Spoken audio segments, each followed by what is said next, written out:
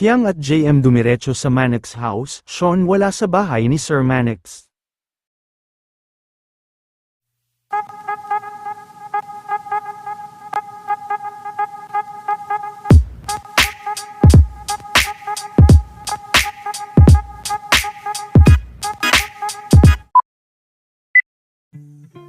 Matapos ang very successful show nila JM at Piang sa Pangasinan kanina kasama ang iba pang housemates at mga artista, ay pinuri naman sila sa backstage at nakasama rin nila, ang kapatid ni JM.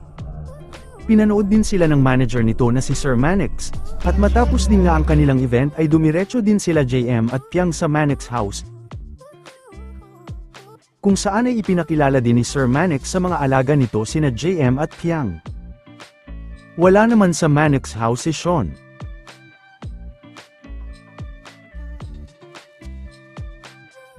Kinamusta rin ni Piang ang mga nakasama nito sa Mannix.